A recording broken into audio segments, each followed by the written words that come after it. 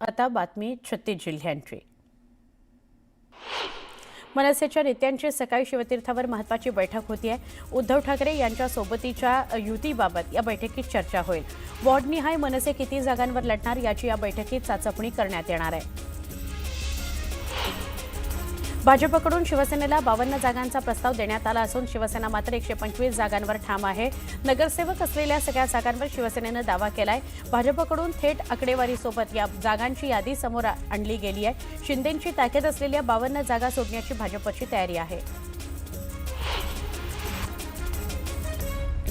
खाऊन दाखवलंय ते अभिमानाने सांगूया असं म्हणत शिवसेनेनं उद्धव ठाकरेंची व्यंगचित्राद्वारे खिल्ली उडवली। महापालिका निवडणुकीच्या पार्श्वभूमीवर करून दाखवले हे अभिमानाने सांगूया हे अभियान चालवलं जाणार आहे। पण हे अभियान सुरू होण्याआधीच शिवसेनेनं सोशल मीडियावर व्यंगचित्र पोस्ट करून ठाकरेंच्या शिवसेनेच्या अभियानाची खिल्ली उडवली। मंत्री गिरीश महाजन यांनी नाशिक महापालिकेवर दावा केलाय। आमच्या जागा शिवसेनेपेक्षा जास्त आहेत, त्यामुळे आपणच मोठा भाऊ असल्याचं मंत्री महाजन यांनी म्हटलंय। शिवसेना मुंबईतील 227 वॉर्ड्समधील इच्छुक उमेदवारांच्या मुलाखती घेणार आहे। शिंदेंच्या शिवसेनेकडून गुरुवारपासून मुलाखतींना सुरुवात होणार आहे। सगळ्या विभागांमध्ये इच्छुक उमेदवारांच्या मुलाखतीकरता अर्ज वाटप सुरू आहे। महायुतीसोबत महायुतीशिवाय राष्ट्रवादी काँग्रेसची तयारी पूर्ण झाल्याची माहिती सूत्रांनी दिली आहे। निवडणूक निर्णय समितीच्या बैठकीत मुंबई महापालिकेकरता किमान 50 जागांवर राष्ट्रवादी काँग्रेसची तयारी असल्याचा निर्णय झालेला आहे। नवी मुंबईमध्ये शिवसेना उबाठा पक्षाला मोठा खिंडार पडलाय। माजी नगरसेवकासह 3 नगरसेवक शिवसेनेमध्ये प्रवेश करणार आहेत। उपमुख्यमंत्री एकनाथ शिंदेंच्या उपस्थितीमध्ये पक्षप्रवेश पार पडणार असून ऐरोली, बेलापूर या मतदारसंघांमध्ये शिंदेंच्या शिवसेनेची ताकद वाढणार आहे। मंत्री गिरीश महाजन यांनी फोनवरून अधिकाऱ्याला सुनावलं। वृक्ष लागवडीकरता खोदण्यात आलेले खड्डे छोटे केल्यानं गिरीश महाजन संतापले। त्यांनी मनपाच्या उद्यान अधीक्षकांना फोनवरून सुनावलं। राष्ट्रवादी काँग्रेस शरदचंद्र पवार पक्षाकडून पालिका निवडणुकीकरता निरीक्षकांच्या नेमणुका करण्यात आल्या आहेत। पुणे महापालिकेसाठी सुप्रिया सुळे, पिंपरी चिंचवडसाठी अमोल कोल्हे, ठाणे महापालिकेकरता जितेंद्र आव्हाड तर सांगली महापालिकेकरता जयंत पाटलांची निरीक्षक म्हणून नेमणूक करण्यात आलेली आहे। मनसे नेत्यांची शिवतीर्थावर सकाळी 11 वाजता बैठक पार पडणार आहे। मनसे अध्यक्ष राज ठाकरेंनी बैठक बोलावली आहे। उद्धव ठाकरेंसोबतच्या युती संदर्भात या बैठकीत चर्चा होईल। वॉर्डनिहाय मनसे किती जागांवर लढू शकते यावरही चर्चा होईल।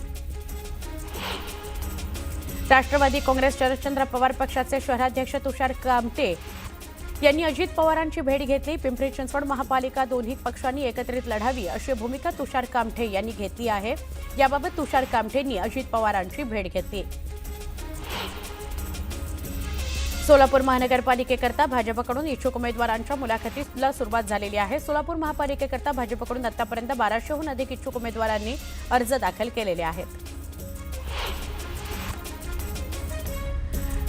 महापालिकेच्या निवडणुकीमध्ये वंचितसोबत काँग्रेस आघाडी करणार आहे। हर्षवर्धन सपकाळ यांनी प्रकाश आंबेडकरांची काल भेट घेतली होती। यावेळी आघाडीबाबत चर्चा झाली। मुंबई वगळता महाराष्ट्रातील उर्वरित 28 महापालिकांच्या निवडणुकीमध्ये काँग्रेस वंचितसोबत लढणार आहे। जळगावामध्ये महाविकास आघाडीत बिघाडी झाल्याचं बघायला मिळत आहे। जागा वाटपासंदर्भातील बैठक फिसकटली असून सन्मानजनक जागा न मिळाल्यास स्वबळावर लढण्याची घोषणा राष्ट्रवादी काँग्रेस शरदचंद्र पवार पक्षानं केली आहे। पिंपरी चिंचवड शहराचे प्रमुख सचिन भोसले यांनी उद्धव ठाकरेंची साथ सोडली। सचिन भोसले यांनी अजित पवारांच्या राष्ट्रवादी काँग्रेसमध्ये पक्षप्रवेश केला। बारामती नगर परिषदेसाठी 20 डिसेंबरला मतदान पार पडणार आहे। दरम्यान राष्ट्रवादी काँग्रेसचे नगराध्यक्षपदाचे उमेदवार सचिन सातव यांच्यासह राष्ट्रवादी काँग्रेसच्या उमेदवारांनी जोरदार शक्तीप्रदर्शन केलं। प्रचार फेरी काढली। विकासाच्या वाटचालीमध्ये बारामतीकरांनी भक्कम साथ द्यावी असं आवाहन यावेळी सचिन सातव यांनी केलं।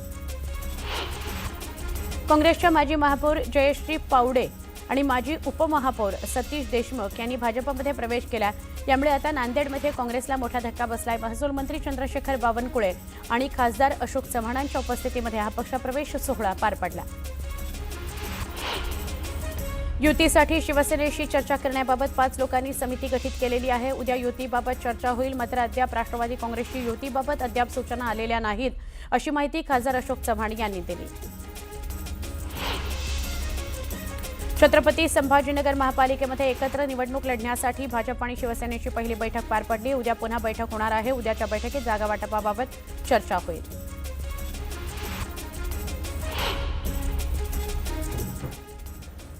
एक महत्त्वाची बातमी आपण बघूया। पिंपरी चिंचवड बाबत दोन्ही राष्ट्रवादी काँग्रेस एकत्र येण्यासंदर्भातली ही बातमी आहे। शरदचंद्र पवार पक्षाच्या राष्ट्रवादी काँग्रेसचे पिंपरी चिंचवडचे शहराध्यक्ष तुषार कामटे यांनी अजित पवारांची भेट घेतली। पिंपरी चिंचवड महापालिका दोन्ही पक्षांनी एकत्र लढवावी याकरता अजित पवारांची तुषार कामटे यांनी भेट घेतलेली आहे। महानगरपालिका निवडणूक आपण सोबत लढली तर भाजपला आपण थांबवू शकतो, हा आमचा प्रस्ताव दादांना दिल्याचं कामठे यांनी बाहेर आल्यावर म्हणजे भेटीनंतर सांगितलं।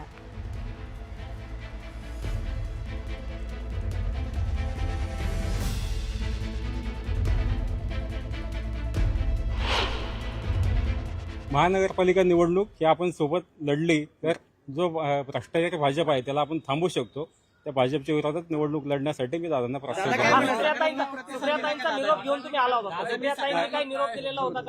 निरोप कोणाचा नव्हता मला। प्रदेश करून आम्हाला तसे काही आदेश नाहीये। प्रदेशनी खालच्या लेवलला तुमच्या लेवलला जो निर्णय घ्यायचा तो घ्या असे त्यांनी संदेश मागेही दिलेले होते।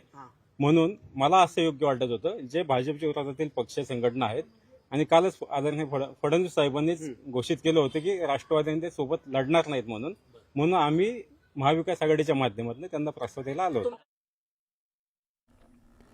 भाजपला खुमखुमी असेल तर जालन्यामध्ये महानगरपालिका निवडणूक स्वबळावर लढवावे असं आव्हान शिवसेनेचे आमदार अर्जुन खोतकर यांनी भाजपला दिलंय। महानगरपालिका निवडणुकीमध्ये युती करता खोतकर यांनी भाजपला प्रस्ताव दिलेला मात्र अद्याप भाजपनं युती करता प्रतिसाद दिलेला नाही असं समोर येत आहे। अर्जुन खोतकर यांनी भाजपला प्रस्ताव दिलेला पण भाजपनं युती करता अद्याप प्रतिसाद दिलेला नाही असं खोतकर म्हणताय। जालन्यामध्ये शिवसेना आणि अजित पवार यांची राष्ट्रवादी काँग्रेस एकत्र निवडणूक लढवतील अशी घोषणा खोतकर आणि राष्ट्रवादी काँग्रेसचे जिल्हाध्यक्ष अरविंद चव्हाण यांनी करून टाकली। त्यामुळे जालन्यात भाजपला खोतकर यांनी एक प्रकारे आव्हानच दिलंय। युतीचा पहिला प्रस्ताव शिवसेनेने भारतीय जनता पार्टी राष्ट्रवादी काँग्रेस यांच्याकडे दिलेला आहे। राष्ट्रवादी काँग्रेसचा आम्हाला माननीय अरविंद अण्णा चव्हाण माजी आमदार यांचा पॉझिटिव्ह प्रस्ताव आलेला आहे। भारतीय जनता पक्षाकडून अजून काही प्रस्ताव आलेला नाही आमच्याकडे। आम्ही त्यांना प्रस्ताव देऊन बराच कालावधी लुटून गेलेला आहे। ते त्यांच्या पक्षाचे मालक आहेत, आम्ही आमच्या पक्षाचे मालक। आम्ही काय करायचं आम्ही ठरवू, त्यांनी काय करायचं त्यांनी ठरवायचं। त्यामुळे काय त्यांना असेल खुमखुमी तर त्यांनी करावं।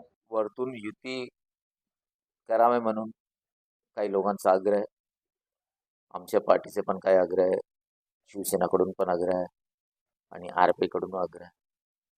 आता एकदा इंटरव्ह्यू झाल्यानंतर मग बसू युती करायचं का नाही करायचं। कोणी प्रस्ताव घेऊन आला तर वेलकम आणि त्या प्रस्तावावर आम्ही विचार करू। जर माझ्याकडे कोणी आले तर, आणि माझ्याकडे न येता कोणी काय बोललं तर त्याबद्दल काय बोलणार। महानगरपालिका निवडणुकीच्या तोंडावर सध्या खूप वेगानं घडामोडी घडतायत।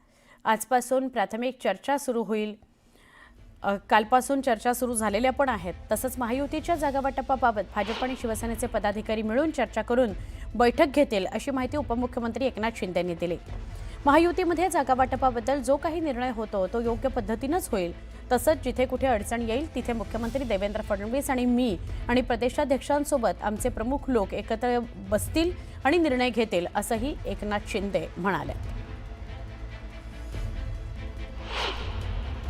प्राथमिक सुरू चर्चा होईल आणि मला वाटतं की संपूर्ण महाराष्ट्रामध्ये ज्या 29 महापालिका आहेत, 29 महापालिकांना 29 ज्या काही कमिटी आहेत त्या भारतीय जनता पक्षाचे पदाधिकारी, शिवसेनेचे पदाधिकारी हे मिळून चर्चा करतील, बैठक करतील आणि त्यामध्ये महायुतीचं जे काही जागा वाटपाच्या बद्दल जो काही निर्णय तो होईल आणि जिथे कुठे अडचण येईल तिथे मुख्यमंत्री देवेंद्रजी, मी, प्रदेश अध्यक्ष आणि आमचे प्रमुख लोक निर्णय घेऊ। अंबरनाथ शहरामध्ये भाजप उमेदवार पवन वाळेकर यांच्या कार्यालयावर गोळीबार करण्यात आला। ही देखील एक मोठी बातमी मुंबईजवळचं उपनगर अंबरनाथ इथून येते आहे। गोळीबाराची घटना घडलेली आहे। ही सगळी गोळीबाराची घटना CCTVत कैद झाली आहे। रात्री 12च्या दरम्यान 2 अज्ञात बाईकस्वारांनी गोळीबार केलेला आहे। पश्चिम भागातील शंकर मंदिर परिसरात भाजप उमेदवार पवन वाळेकर यांचं कार्यालय आहे। कार्यालयावर 4 राऊंड फायर करण्यात आले आहेत। गोळीबाराची घटना घडल्यावर वाळेकर यांच्या कार्यालयातून त्यांचा सुरक्षारक्षक बाहेर आला, पण त्याच्या दिशेने या अज्ञातांनी गोळीबार केला। या हल्ल्यात कोणतीही जीवितहानी झाली नाही, पण सुरक्षारक्षक जखमी आहे। दरम्यान मतदानाला अवघे 2 दिवस शिल्लक असताना भाजप उमेदवाराच्या कार्यालयावर झालेल्या गोळीबारामुळे शहरात कायदा सुव्यवस्थेचा प्रश्न नक्कीच निर्माण झालाय। या प्रकरणी अंबरनाथ पोलीस ठाण्यात भाजप कार्यकर्ते मोठ्या प्रमाणात जमले, गुन्हा दाखल करण्याची मागणी केली जाते।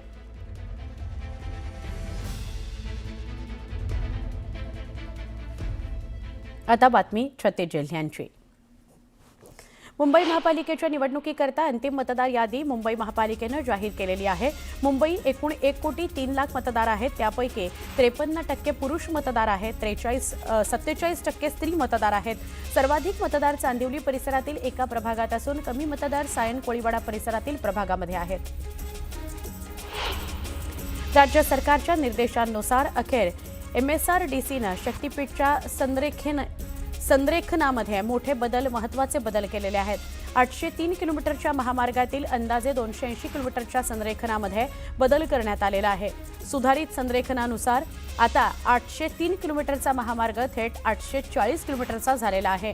या महामार्गामध्ये सातारा जिल्हा समाविष्ट करण्यात आला असून साताऱ्यातील काही भागांमधून महामार्ग जाणार आहे। राज्यातील हा आतापर्यंतचा सर्वाधिक लांबीचा महामार्ग ठरणार असून सुधारित संरेखनाचा प्रस्ताव अंतिम मंजुरीकरता आठवड्याभरामध्ये राज्य सरकारकडे पाठवला जाणार आहे। मुंबईसह आसपासच्या परिसरातील वाढत्या वायू प्रदूषणाचा आढावा घेण्याकरता न्यायालयानं गठीत केलेल्या 5 सदस्यीय समितीनं 6 ते 13 डिसेंबर या कालावधीमध्ये मुंबई आणि नवी मुंबईतील 36 ठिकाणांना भेट दिली। तिथल्या प्रदूषणाची स्थिती विशद करणारा अहवाल सोमवारी उच्च न्यायालयामध्ये सादर करण्यात आला। यावेळी नवी मुंबई विमानतळ परिसरामध्ये मोठ्या प्रमाणावर प्रदूषण असल्याचं वृत्त प्रसिद्ध होत होतं। या परिसराला समितीनं भेट दिली का, अशी विचारणा न्यायालयानं केली। कर्मचारी भविष्य निर्वाह निधी संघटना लवकरच अशी सुविधा सुरू करणार आहे, ज्याद्वारे कर्मचाऱ्यांना आपल्या भविष्य निर्वाह निधीतील रक्कम ATM आणि UPI द्वारे काढता येऊ शकेल। केंद्रीय कामगार मंत्री मनसुख मांडवीय यांनी ही माहिती दिली। मांडवीय म्हणाले की सध्या कर्मचाऱ्यांना 75% EPF रक्कम तात्काळ काढण्याची मुभा आहे, पण मार्च 2026 पूर्वी ATM मधून थेट EPF काढण्याची सुविधा सुरू केली जाईल। परदेशी गुंतवणूकदारांकडून काढून घेण्यात येत असलेले कोट्यवधी रुपये, भारत अमेरिका व्यापार करारामध्ये निर्माण झालेली कोंडी आणि डॉलरची वाढती मागणी यामुळे भारतीय रुपयानं मंगळवारी 23 पैशांनी घसरून 91.01 हा नवा ऐतिहासिक नीचांक गाठला आहे।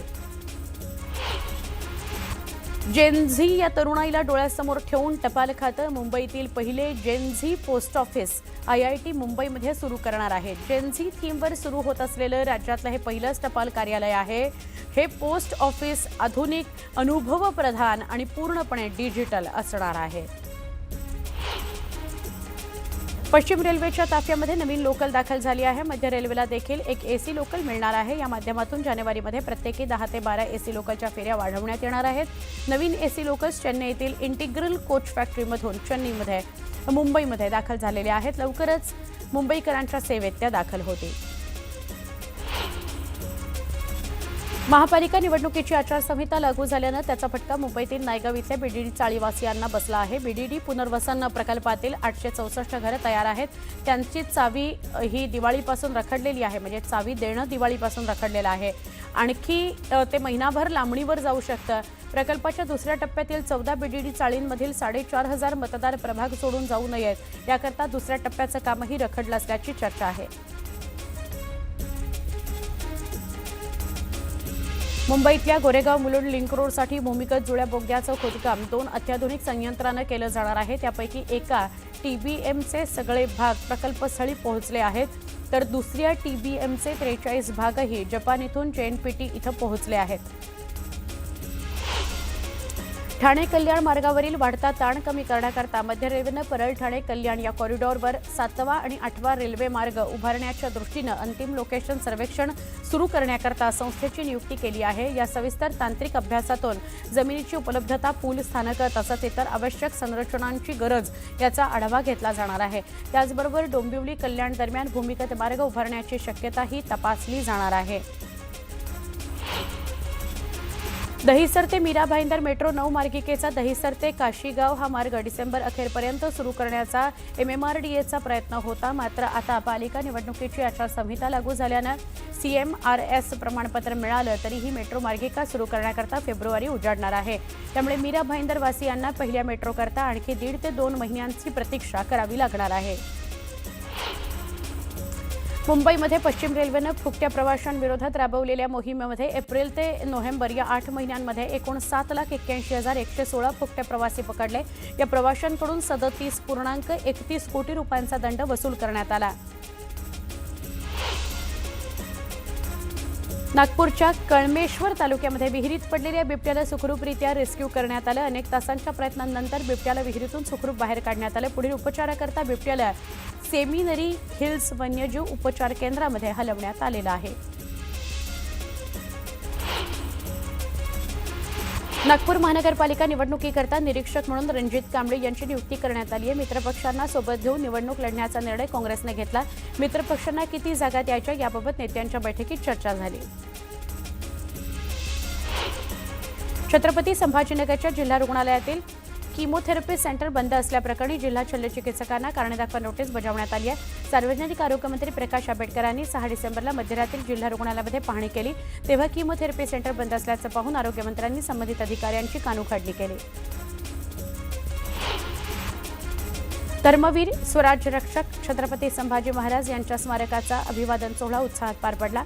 या कार्यक्रमाला पालकमंत्री राधाकृष्ण विखे पाटील आणि आमदार संग्राम जगताप यांनी हजेरी लावली। यावेळी सादर करण्यात आलेल्या सांस्कृतिक कार्यक्रमाने उपस्थितांची मनं जिंकली।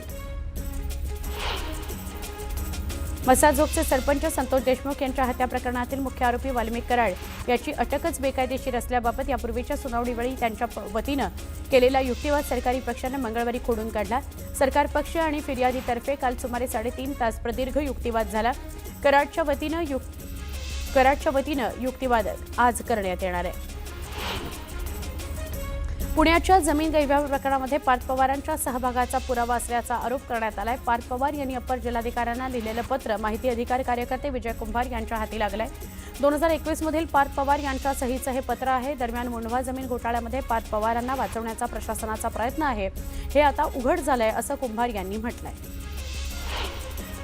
राष्ट्रवादी काँग्रेसचे नेते झिशान सदिकी यांची सुरक्षा कमी केल्याबद्दल मुंबई उच्च न्यायालयानं पुन्हा राज्य सरकारला विचारणा केली आहे। मुंबई उच्च न्यायालयानं थ्रेट परसेप्शन समितीला 10 दिवसांमध्ये आढावा घेण्याच्या सूचना देत राज्य सरकारला प्रतिज्ञापत्र सादर करण्याचे आदेश दिलेले आहेत। पुण्यातील मुंढवा इथल्या जमीन घोटाळा प्रकरणी बावधन पोलिसांनी अटक केलेल्या शीतल तेजवानीला पौड न्यायालयामध्ये हजर करण्यात आलं होतं। दरम्यान शीतल तेजवानीला 8 दिवसांची पोलीस कोठडी सुनावण्यात आली आहे। 23 डिसेंबरपर्यंत शीतल तेजवानीच्या पोलीस कोठडीत वाढ करण्यात आलेली आहे। तुळजापुरामध्ये 2 गटात तुफान हाणामारी झाली। भाजप आणि मवियाच्या कार्यकर्त्यांमध्ये राडा झाला। भाजपचे नगराध्यक्षपदाचे उमेदवार पिंटू गंगणे आणि मवियाचे उमेदवार अमर मगर यांचे बंधू ऋषी मगर यांच्यात वाद झाला। रस्त्याच्या कामावरून झालेल्या वादातून हाणामारी झाल्याची प्राथमिक माहिती आहे। त्यामुळे आता तुळजापूर शहरात पोलीस बंदोबस्त वाढवण्यात आला आहे। पिंटू गंगणेच्या समर्थकांनी अमर मगर यांच्या घराबाहेर हवेत गोळीबार केला। महाविकास आघाडीचे उमेदवार अमर मगर यांच्या नातेवाईकावर कोयत्यानं वार करण्यात आला। या हल्ल्यात कुलदीप मगर गंभीर जखमी झाले, त्यांच्यावर रुग्णालयात उपचार सुरू। मुंबई महानगरपालिकेच्या निवडणुकीची आचारसंहिता जाहीर झाल्यानंतर आता प्रचार सभा न करता दादरचे शिवाजी पार्क मैदान मिळावे म्हणून विविध राजकीय पक्षांनी आपापले अर्ज सादर केलेले आहेत। निवडणुकीकरता 15 जानेवारीला मतदान होणार आहे। त्यापूर्वी 3 ते 4 दिवसांकरता शिवसेनेचे दोन्ही गट आणि मनसे यांनी आपापले अर्ज केले आहेत। मुंबईतल्या धारावी पुनर्विकास प्रकल्पांतर्गत घरांकरता पात्र ठरणाऱ्या रहिवाशांना चुकी या स्वरूपामध्ये झोपडीतून नव्या पुनर्विकसित इमारतीमधील घरांचा ताबा दिला जाईल असं धारावी पुनर्विकास प्राधिकरणाकडून जाहीर करण्यात आलंय. परंतु आता हजारो धारावीकरांचे तात्पुरते स्थलांतर करावे लागणार असल्याचं DRPचे मुख्य कार्यकारी अधिकारी डॉक्टर महेंद्र कल्याणकर यांनी स्पष्ट केलंय. त्यानुसार काही रहिवासी संक्रमण शिबिरामध्ये तर काही घरभाड्याचा पर्याय देण्यात आलेला आहे. चंद्रपूर महानगरपालिकेकरता 15 जानेवारीला मतदान होणार आहे. सुमारे 3 लाख मतदार मतदानाचा हक्क बजावणार आहेत.